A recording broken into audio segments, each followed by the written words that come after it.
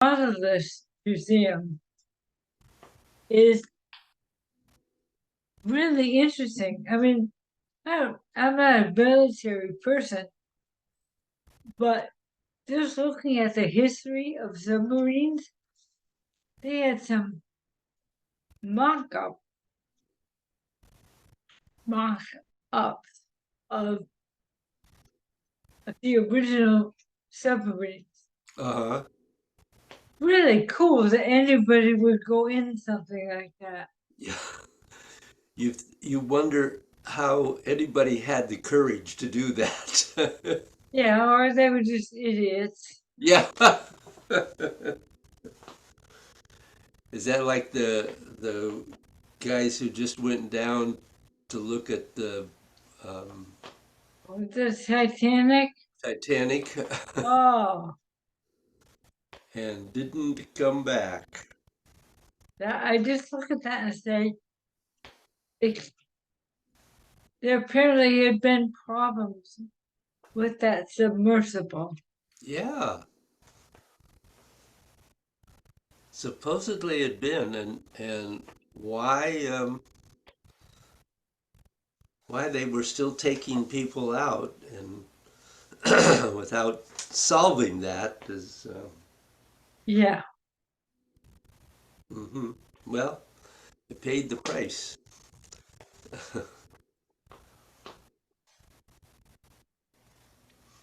So do you think Putin shot down the Wagner leader? who knows? I mean, you never know what's truth coming out of that place. That's true. Although that Wagner leader is crazy. He almost makes Trump look, I mean, or Trump, but Putin looks sane. Well,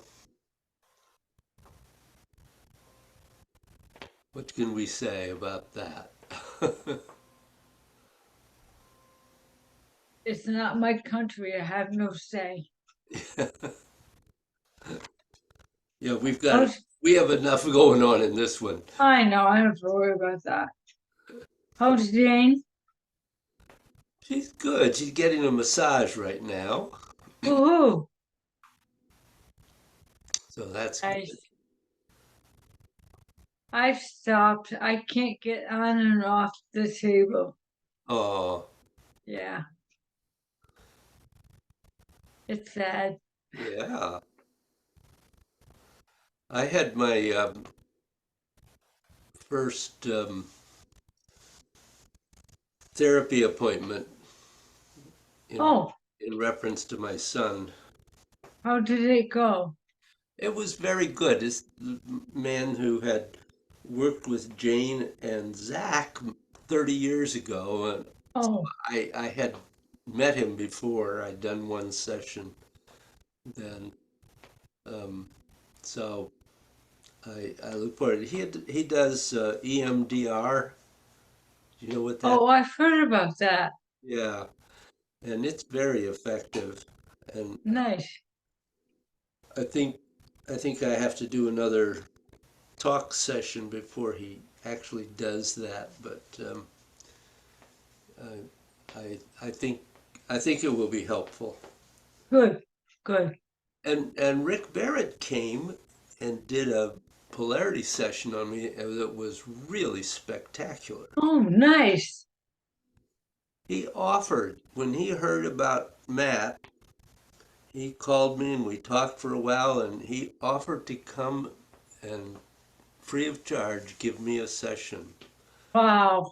to help me. And he said that you decide when it will be most helpful. Um, he and I have had a very special connection, I have to say. We both feel that way. Um, Oh, that's good. You know, you're seeing what I've been seeing. There are so many good people out there. yeah, People who just seem to step up when you need them. yep, yeah, they will. Well, Linda and Carol got lost somewhere. I wonder if there's traffic, because they should have been there by now. Well, that's what I would have thought too, but they aren't. I know the door's unlocked, so they aren't standing outside. And you haven't heard the car music. No, I kind of know when that car arrives. Yeah. Oh, there they are. Hey. Here they are. Here we are. They didn't really get lost. Hello. Hello. Well, Shelley and I have had a nice conversation. Oh, good. Oh, good. Did she tell you about our cruise? Yes, that's exciting. Yes. You have to tell me a little more about it. I think that's something Jane and I would enjoy doing. Well, we're going next Thursday.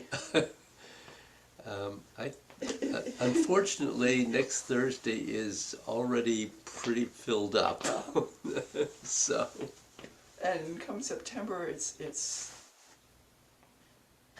long weekends. Yeah. They don't have any during the week. uh, Oh, do you want a mask? Do you want me to wear a mask?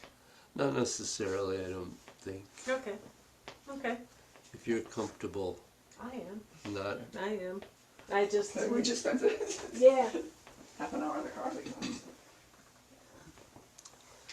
So let me, I'm going to make you larger, Shelley. Hi again. Hi. It was good to see you in person. Yes. Well, we'll see you in person briefly Yes. on the way back. I get to see you in person. Yes. That's always a good thing. How you doing? I'm doing good. How about you? Ooh, I like that. Yeah. Yeah. I'm doing pretty well, actually. Good. I was telling Shelley I've had two good things in reference to what I'm dealing with this week. I had my first therapy session, and also Rick Barrett came and gave me a polarity session that was Oh, wow. actually incredibly good, just mind-blowing.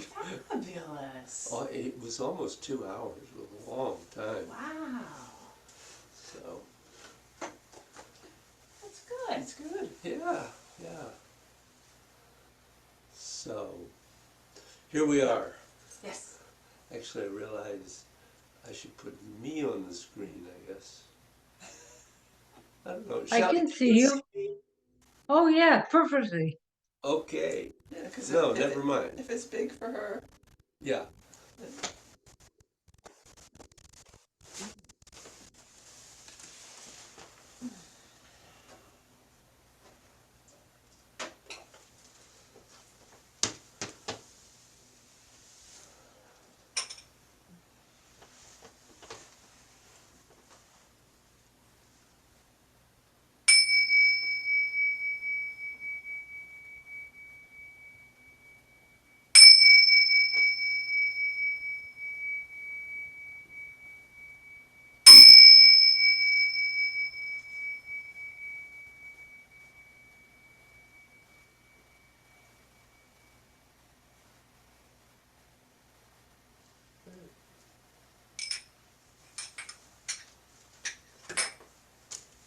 So,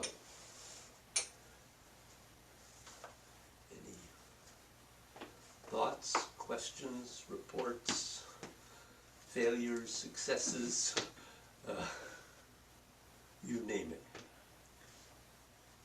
Well, the only thing I have to report, I'm kind of embarrassed to say it, but it was having that more awareness in Cloudhounds Mm-hmm.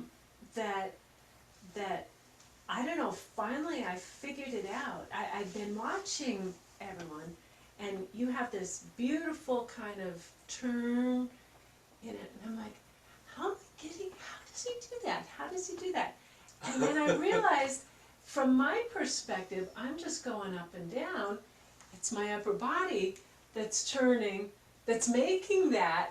And it was just like, duh. Yeah, So I'm that- kind of embarrassed to say that, but it was just like, this is what you're doing, but no, I'm making this, and it was, I think I made that discovery a week or two ago, and it was just like, whoa. Good. So, but I think it was It looks that. like we're doing this. Exactly, it Yeah. looks like that, and I kept watching going, how are you, am I doing that right, am I doing that right? And I think it was just because we were doing, I don't know what it was, 'Cause the, it's yeah, driving it from here. yeah, I think a Yeah. couple weeks ago when we started that kind of thing, it brought my attention down. Mhm. It changed my focus. So it was kind of one of those, aha moments, but just thought I'd share that. No, that's Yeah. great, and I think one of the things I want to say is, whenever you have a question, ask it, because there are no silly or stupid questions. Well, it wasn't so much, it wasn't, I don't know, I guess it just never really formed as a question. Hmm. It just never Well, really, that could be, yeah. yeah, you see these things and you're like, yeah, you wanna try and do that kind of thing, and I felt like, you're doing it. Hmm. What better way to answer a question than to watch what you're doing? And especially, it was nice to watch everyone. And it's, Yeah. and it's so nice to have had that come out of yourself, that you know that it isn't Yes. just somebody tells you to do Right. that, it's, ah. Yeah, yeah.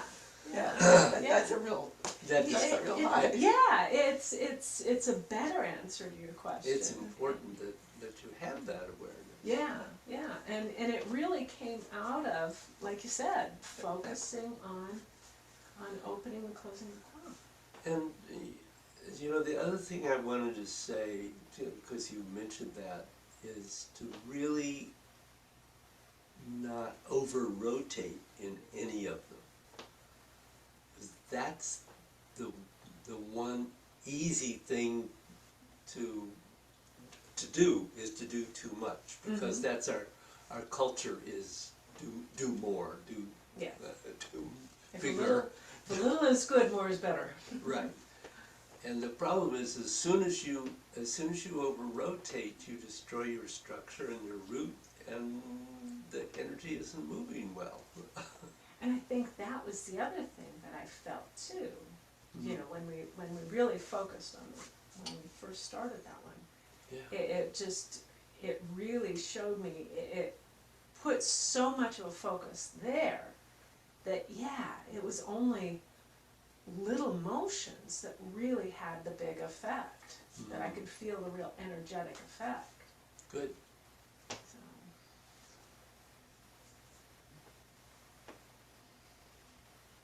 oh, I can't say that You haven't had I'm treading water here. Is your head above water? Most of the time. Okay. I think that may be the important thing. Yeah, John's blood pressure is taking a dive again. He went to his movement disorder neurologist, and they take his blood pressure sitting and then standing, and then wait 3 minutes and stand again. And after the wait 3 minutes was 72/54 or something. Or 78 maybe over 54, but that's not Not particularly good. not particularly good. They took it later and it was a little bit higher. When we got home, he took it with his automatic one, and it was higher, but he doesn't trust it because his heartbeat is irregular, and it's not very reliable on an irregular heartbeat, so. As far as, no. But, Well, that's That's our world. That's our world. Yeah, I have to take mine twice a day, Mhm. and I have to say my blood pressure's pretty regular. I can I know about where it's going to be in the morning and about where it's going to be at night. Not in the same place, but they're the same pretty much from day to day. But my heart rate is I could go for 2 weeks and it's like somewhere between 55 and 65. And all of a sudden, it's not. And I haven't, nobody has seemed to have any idea why that is. So they told me not to worry about it. So, anyway, so.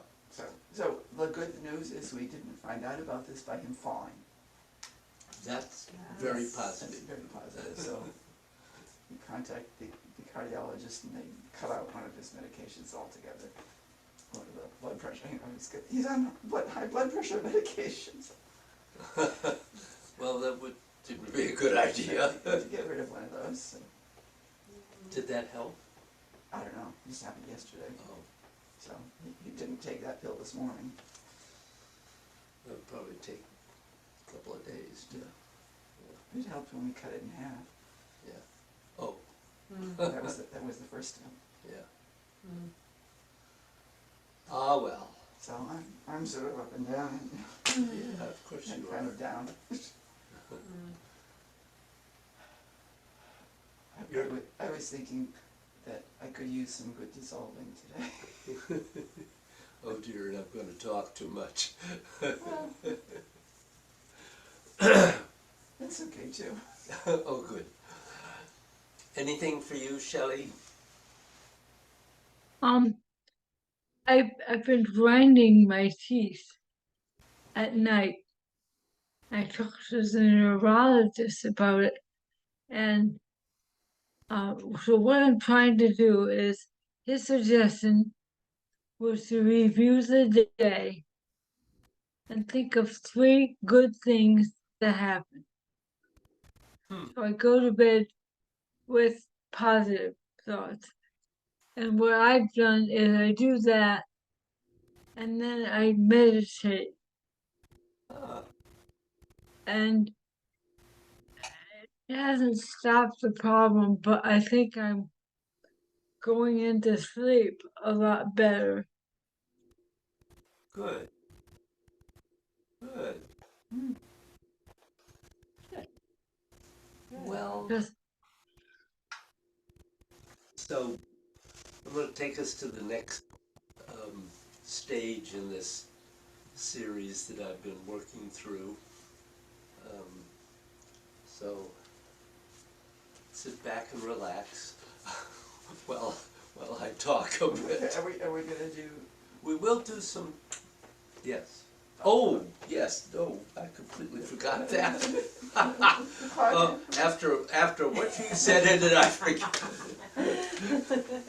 Okay, we'll do a little energy gates here, opening the energy gates of your body.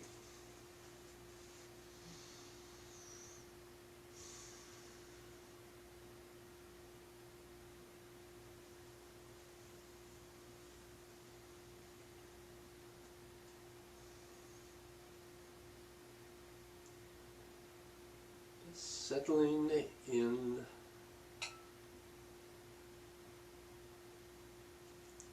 feeling your weight sinking into the earth, and your head lifting off the occiput, off the base of your spine.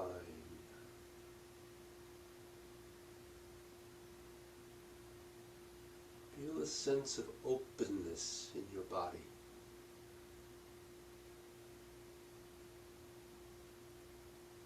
And allow the energy that your body cannot use to sink into the earth.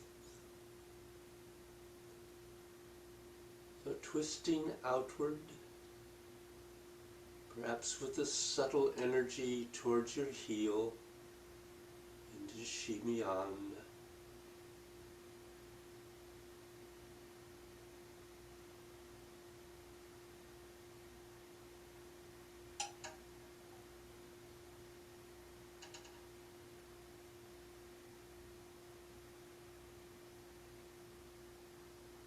then coming back to center and extending your mind through your body and feeling the flow of the energy in both directions.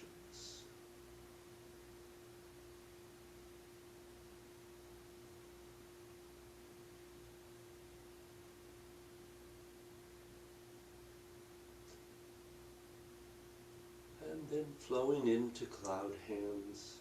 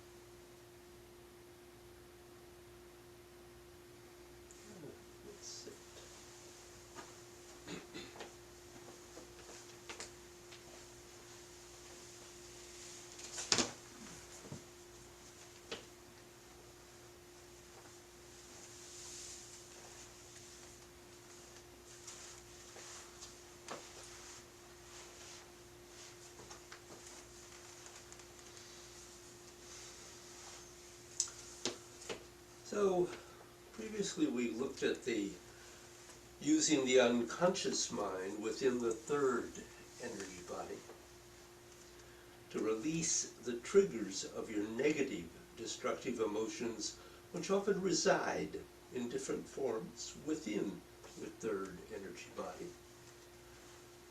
Now we want to look at releasing positive, or you could say overly excessive positive emotions from inside your blockages. These are the flip side of negative, destructive emotions, which also have their home in your third energy body. In meditation traditions that came out of India, Buddhism included, there is an incredible emphasis on being able to create through your internal system some type of self-generated highs of tremendous bliss and happiness. In the Hindu traditions, the phrase is truth, consciousness, and bliss, or seeing happiness. And in Tibet they talk about the four blisses, which is a major purpose of all of their energy work. Now these states exist in both traditions, and they can all be created through forms of Qigong, breathing, and whatever you want to call energy work.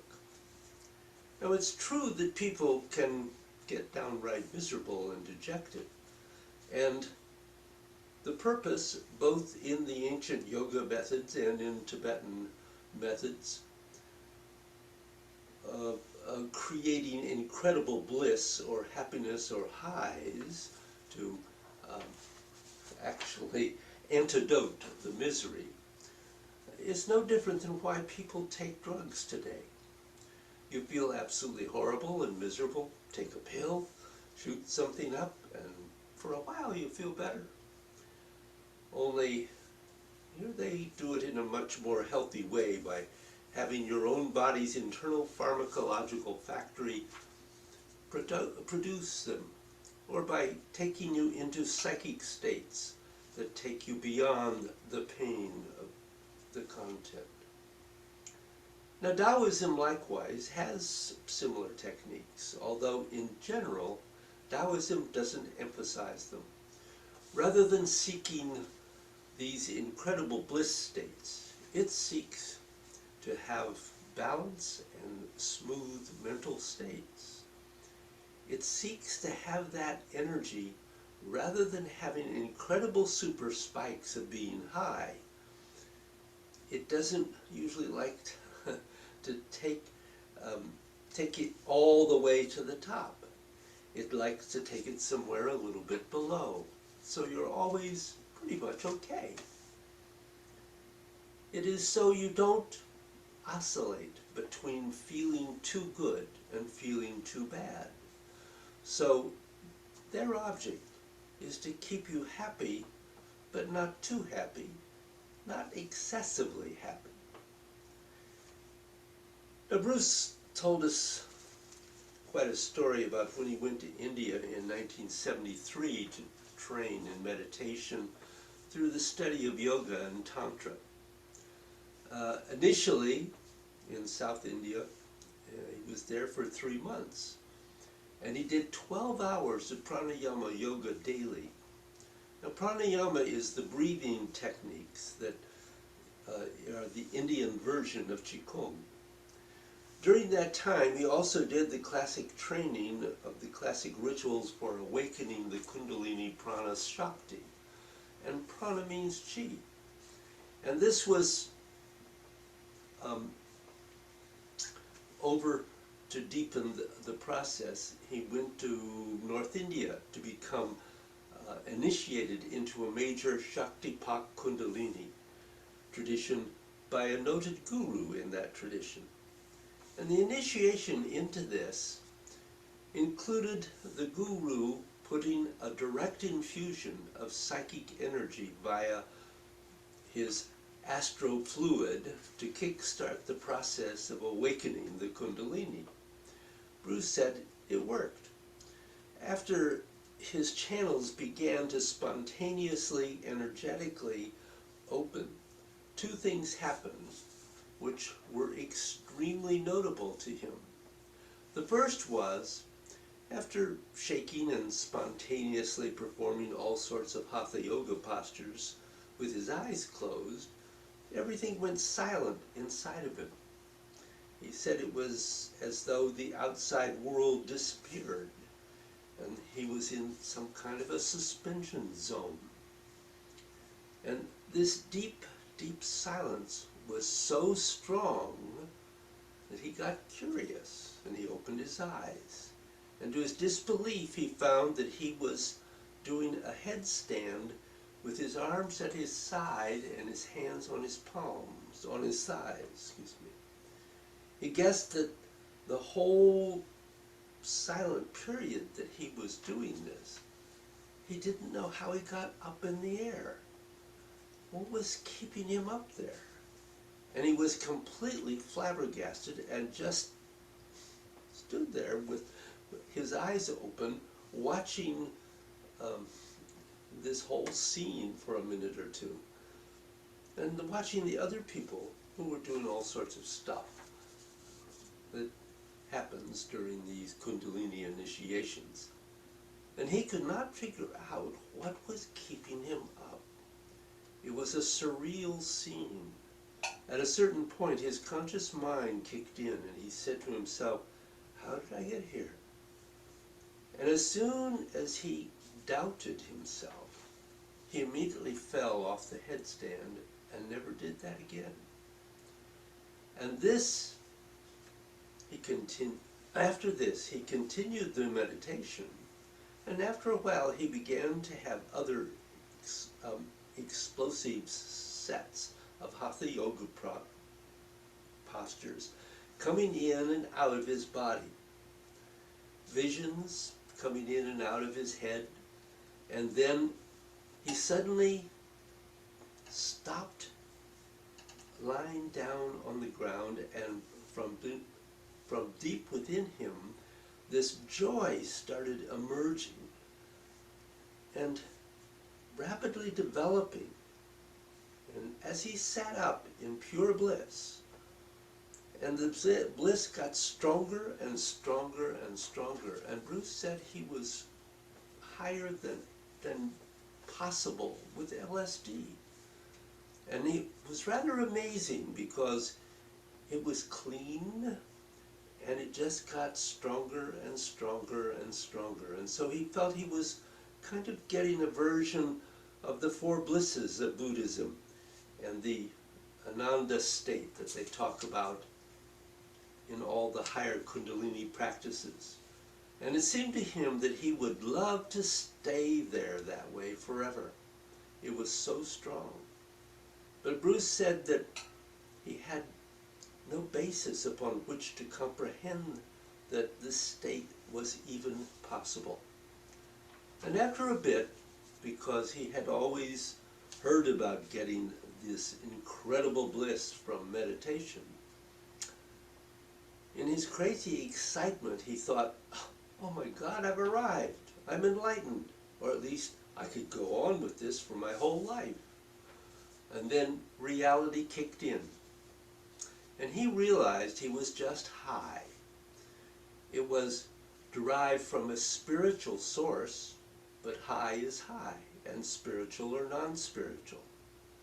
He realized that this was just a high, and that it derived from a spiritual source still only made it a high. But the potential addictive quality of this energy was undeniable. But Bruce felt that he was better off not taking it in. So sometimes good experiences are good and wonderful, but they should not be taken as anything more serious than it's just an experience. More than a decade later in Beijing, he talked to his teacher Liu Hongjie about this. And both Master Liu and the Guru had said, yes, it's nice you had that, and it's actually very good that you realize that it's not that big a deal. Just understand it's part of the game. But it's also part of the game not to become attached to it. Because this is where, in the Hindu traditions, they talk about you can spend an extra 3,000 or 4,000 lives trying to get past this moment. So don't make the potential mistake of being taken over by hyper-exciting spiritual energy experiences. They are just highly overrated. If they are actually real, they indicate a state and they don't go back.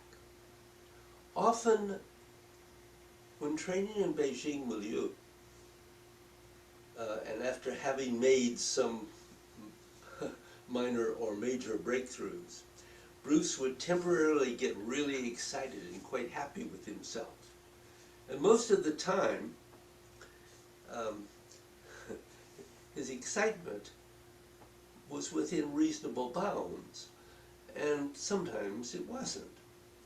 On those occasions when he went over the top in the early years, Liu often looked at him and looked him in the eyes and would smile and say a very old Taoist phrase, "Don't feel too good if you don't want to feel too bad soon." So yes, drugs can make life, shall we say, less than ordinary, but your mind can actually make you realize dramatically more of what is extraordinarily possible in life than any drug can. If you want to have a sense of deep contentment with life, becoming permanent rather than a fleeting feeling, which is the high you get from anything when you get overexcited, then you have to find that within yourself. Because if you seek it just in temporary, short, sharp boosts, just remember, the flip side is it can make you feel downright terrible again when the boost goes on. And all of Taoist meditation is about becoming very, very, very smooth. Both while you're in this life and when you're between and traveling from this life to wherever you're going. And even more importantly, when you return. So let's just look at a few things. We're not talking here about just feeling good. Anybody who says, well, you know, I would never say you shouldn't feel good. It's good to be happy. It's good to feel good. But let's not confuse this with feeling too good or hyper-positive emotions, as when you really get some sort of super drug. So it's important to realize that people also get addicted to emotional energy. In modern times, we talk about getting some sort of a dopamine high or something like that, neurologically. But it's very obvious that people can get addicted to their positive emotions. And they need to always feel good. The fact of the matter is that you get people who, no matter how bad what's happening around them is, they just keep on acting as if it were wonderful, and that wonderful things are happening and everything is fine. But realize you have neurotransmitters inside your body that can just keep this going. So it's good to feel good, absolutely. I'm an absolute fan of being happy. It's also good to be able to feel neutral. And sometimes it's good to actually feel bad so you can realize something really has to change here. This is a mess. So always feeling good. You never know what's bad. For example, when you're only feeling too good, in Buddhism they say, Buddhism, they have a thing they talk about, the 6 realms. And one of these is the God realm. And everything you want, you get. Everything makes you happy because you have all the super karma built up until it finally wears off. And then you basically die in the most rotten, nasty possible way to come back again. It's the roller coaster.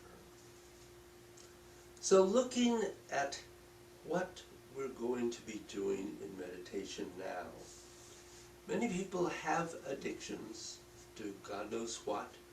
It's very hard living in an addictive society not to have some addiction. Whatever it happens